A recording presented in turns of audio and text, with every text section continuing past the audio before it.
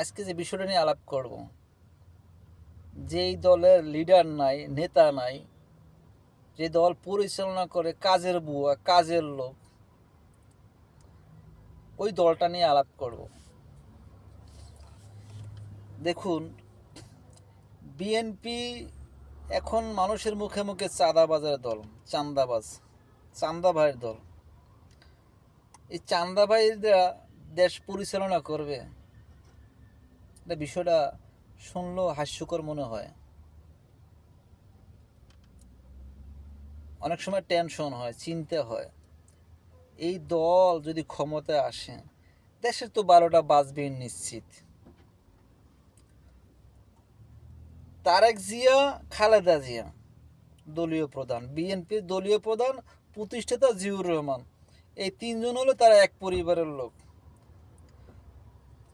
তাই কথা হইল, যেই দলের ভিতরে গণতন্ত্র নাই, তারা যদি গণতন্ত্রের কথা বলে, দেশের মানুষকে যদি বোকা বানায়, এই 2025 সালে এখনও যদি বলে যে আমরা গণতন্ত্র ফিল করি, আজও পর্যন্ত কি তাদের পরিবারের বাইরে দলীয় প্রধান আসছে? কেউ আসেনি। তারা কি করে বলে গণতন্ত্র তারা লালন করে অন্তরের ভিতরে? আমি বিশ্বাস করি না। যদি কেউ করতে পারে সেটা ভিন্ন বিষয়, কিন্তু আমি বিশ্বাস করি না তারা গণতন্ত্র লালন করে তাদের অন্তরে, বা গণতন্ত্রের চেতনা আছে, তা গণতন্ত্রকে সম্মানও করে না আমার মনে হয়। আচ্ছা, যেই দলটাকে কাজের লোকে পরিচালনা করবে, এই কাজের লোক দিয়ে কি দেশ চালানো সম্ভব? আমি বিশ্বাস করি না। আপনারা কি বিশ্বাস করেন যে কাজের লোকদের কাজের বুয়া দিয়া দেশ পরিচালনা করবে? কারণ দলীয় লিডার যে প্রধান, যাক পরিবারের লোকই বললাম, পারিবারিক দল বিএনপি, সেই পারিবারিক দলের প্রধান আবার দেশের বাইরে, দেশে নাই।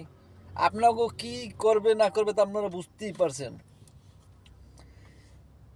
যেই দলের ভিতরে কোনো কি বলে গণতন্ত্র নাই, চেতনা নাই, চেতনা একটা আছে, সে চেতনা হলে কি পাকিস্তান রাজাকার, এই চেতনাটা তারা মনের ভিতরে লালন করে। যেমন যারা বিরোধী দল আছে বা অন্য দল আছে, তাদের বিএনপির বাইরে বা অন্য চেতনা বা অন্য চিন্তা বা ভালো চিন্তা যারা লালন করে, তাদেরকে বলবে কি পাকিস্তানের রাজাকার। যারা তারা বানাই দিতে পারে রাজাকার। যে এই বছর জন্ম হয়েছে তারাও বলবে রাজাকার বলবে। কারণ যদি বিএনপির বাইরে যায় তা রাজাকার। এই আওয়ামী লীগের কথা আওলাদ করা, তাও তার নিজেদের মাথায় বুদ্ধি করে কোনো কথা বের করতে পারে না। ব্রেন খাটাইয়া যে একটা কথা বের করবে যে এরা বাংলাদেশি না, বা এরা এই করে সেই করে, তা বলতে পারিনি। তা কার থেকে হাওলাত করছে, উদ্ধার করছে? আওয়ামী লীগ থেকে। যে আওয়ামী লীগ পলাই গেছে এ রাজাকার কথা বললাম। তা যাক, এখন আমরা আশা করি শুভ বুদ্ধি উদয় হবে, রাজাকার আর বলবে না, এটা আমরা মনে করি। তবে কিছুটা পরিবর্তন হয়েছে, রাজাকার ডায়লগটা এখন মনের থেকে গেছে। আশা করি পুরোপুরি ভালো হয়ে যাবে, রাজাকার চেতনা রাখবে না, মনের ভিতরে লালন করবে না। তবে এই বিএনপির ভিতরে কারে দেখাইবেন সে এই কলেজের প্রফেসর ছিল, বা একটা ভার্সিটির অধ্যাপক ছিল, অধ্যক্ষ ছিল? কেউ নাই। এই দলটার ভিত্তে যারা উদয়মান নতুন যারা নেতৃত্ব দেবে, নেতৃত্ব দেওয়ার মতো একটা লোকও দেখি না। সব তো দেখি যে ওই পুরানো আমলের যে গরুর দখল করতো সেই লোকেরাই। মির্জা আব্বাস গরুর দখল দিত আজীবন, সেই মির্জা আব্বাস এখনও আছে, এই বুড়ে বেড়ারে এখনও রাখছে। নতুন ক্রিয়েটিভ ইনক্লুসিভ যে ফিউচার ডেভেলপ করার জন্য দেশের যুবকদেরকে তৈরি করবে, দেশকে ডেভেলপ করবে, এইরকম চেতনা, বুদ্ধি, জ্ঞান, মেধা সম্পন্ন লোক কি আছে বিএনপিতে? থাকলে একটা দেখান। আমার বিশ্বাস হয় না আছে। এদের ভিতরে আছে কাজের লোক। তারেক রহমান নির্দেশ দেবে, ওই নির্দেশ বাস্তবায়ন করবে এই গরুর দালালরা, এই গরুর চান্দাবাজরা, গরুর হাটের চান্দাবাজরা। আশা করে বুঝতে পারছেন। তবে দেখুন, এই যে জুলাই আন্দোলন হইল, এই জুলাই আন্দোলনে অসংখ্য মানুষ নেতৃত্ব দিচ্ছে, ইয়াং থেকে শুরু করে, বাচ্চা থেকে শুরু করে একেবারে বৃদ্ধ পর্যন্ত যারা যারা এই নেতৃত্ব দিচ্ছে এবং আন্দোলনের সামনের সারিতে ছিল। যদি সংবিধান সংশোধন না হয়, সংবিধান সংশোধন যদি না হয়, ঐক্যমত কমিশনের জুলাই চেতনা যে নিয়ে জুলাই চার্টার যে তৈরি করবার চাচ্ছে, এই জুলাই চার্টার যদি সাংবিধানিক যদি আইনি ভিত্তি না দেওয়া হয়, তাহলে সংবিধান যে ভায়োলেট করছে বা সংবিধানকে লঙ্ঘন করছে, এই লঙ্ঘনের দায় প্রত্যেকটা নাগরিকের ফাঁসি দেওয়া যথেষ্ট। প্রত্যেকটা নাগরিককে ফাঁসি দেওয়া যথেষ্ট, যারা যারা এই আন্দোলনে শরিক হয়েছে। কারণ তারা সংবিধান লঙ্ঘন করছে, সংবিধান লঙ্ঘন করলে প্রত্যেকের ফাঁসি। ফাঁসি নিশ্চিত, ফাঁসি নিশ্চিত।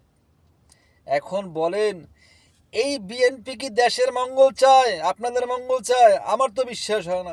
যদি আপনাদের মঙ্গলই চাইতো, তাহলে এই বিএনপি যখন প্রথম ডাক্তার ইউনূস এই কমিশন করছে, ঐক্যমত কমিশন, এই কমিশনের প্রথম কাজ ছিল যে আমরা জুলাই চার্টারকে একটা আইনি ভিত্তি দেব, আইনি কাঠামো দেব, সাংবিধানিক কাঠামো দেব, যাতে যেন পরবর্তীতে যে সরকার ক্ষমতায় আসুক, আমরা আসতে পারি বা না পারি, বা অন্য যে কেউ আসুক, যেন এই যারা জুলাই আন্দোলনের নেতৃত্ব দিচ্ছিল বা সামনে ছিল, তাদের জন্য কোনো সামান্যতম যেন ক্ষতি না হতে পারে, ক্ষতি না হয়, এমন বন্দোবস্ত করব।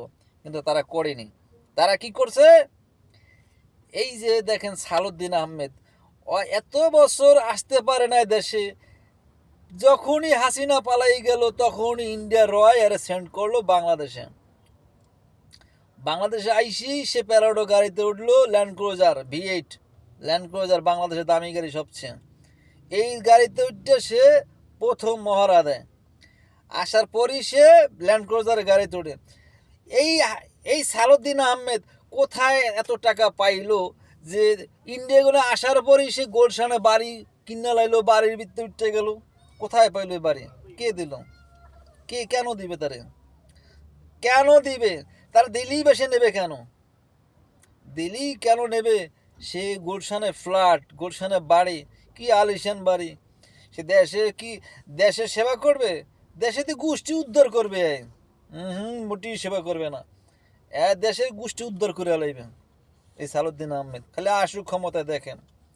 দোয়া করি আল্লাহ না আসুক, আল্লাহ যেন না দেয় এদেরকে ক্ষমতা। দিলে দেশের গোষ্ঠী 12টা বাজাইবেন। অতএব আপনারা যারা ভোট দেবেন, চিন্তা ভাবনা করে দেবেন। এখন একটা সময় আসছে, এই পরিবর্তনের সময়। আল্লাহ সুবহানাহু ওয়া তাআলা মানুষকে বারবার সুযোগ দেয় না, সুযোগ দিলে সুযোগকে কাজে লাগাইতে হয়। যদি দেখেন ক্রিকেট খেলায় ভিত্তি আমরা জানি সবাই, যে বলটার টাইমিং হয় ওই বলটা সীমানার বাইরে যায়।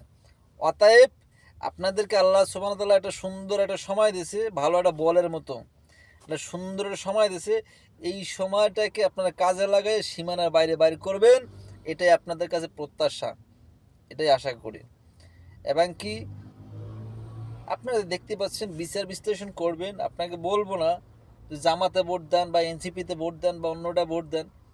আপনারা যাচাই বাছাই করে ভালো ক্যান্ডিডেট দেখবেন, মার্কানা ক্যান্ডিডেট, সে স্বতন্ত্র দাঁড়াক বা যে কোনো জায়গাতে দাঁড়াক, আপনারা দেখবেন যে তার চারিত্রিক গুণ, তার শিক্ষাগতা, তার যোগ্যতা, সে তার কর্মপদ্ধতি কী, তার চিন্তা কী, সে দেশকে কী করতে চায়, কী করতে পারবে, এবং তার ক্যাপাসিটি কী, এটা যাচাই বাছাই করে তারপরে ভোট দেবেন। আশা করি সবাই বুঝতে পারছেন। আল্লাহ হাফেজ, ভালো থাকবেন।